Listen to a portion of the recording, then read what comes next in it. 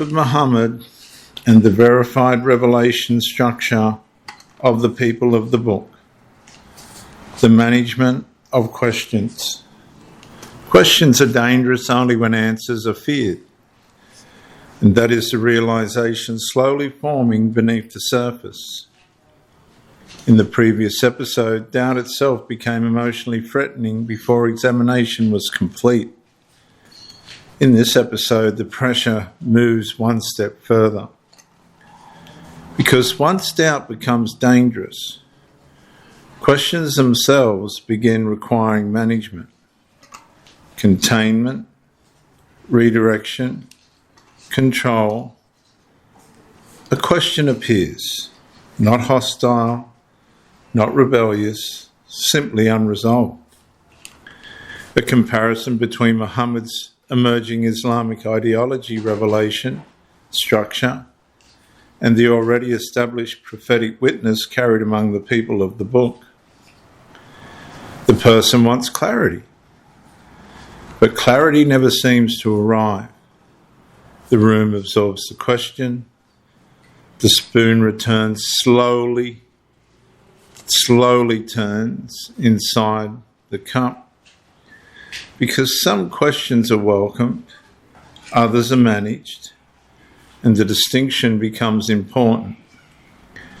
A difficult contradiction receives a prepared explanation before the issue is fully explored.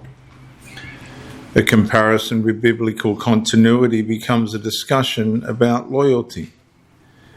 An examination of evidence becomes a conversation about trust. And the question changes shape before it reaches its destination. The atmosphere shifts before the answer arrives.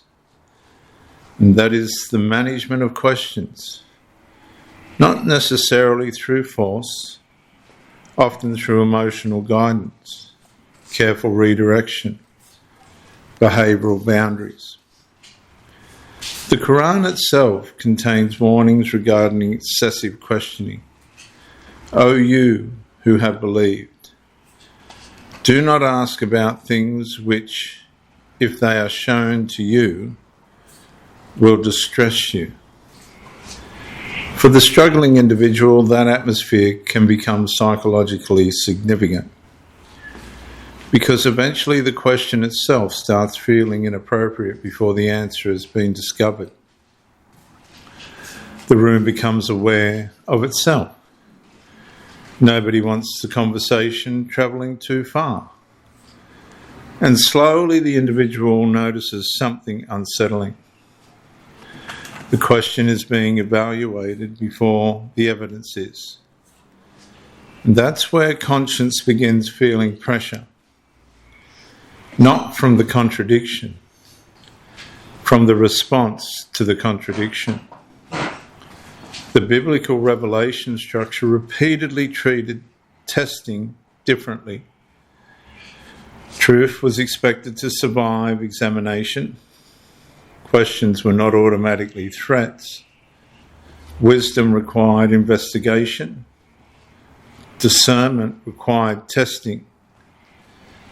The book of Proverbs says, "The simple believes every word, but the prudent considers well his steps." Proverbs 14:15. That distinction matters enormously because verified revelation does not require the management of questions. Truth remains truth after examination. But once emotional stability becomes attached to protecting conclusions, questions themselves can begin appearing more dangerous than unresolved contradictions. The pressure sits between the chairs. A quiet pause replaces honesty.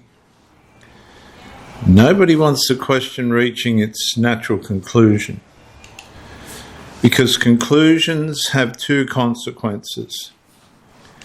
And beneath the carefully managed atmosphere, the unresolved issue still remains standing. If Muhammad's latter claim truly aligns with the already established prophetic witness carried among the people of the book, why should sincere questions require containment before verification is completed?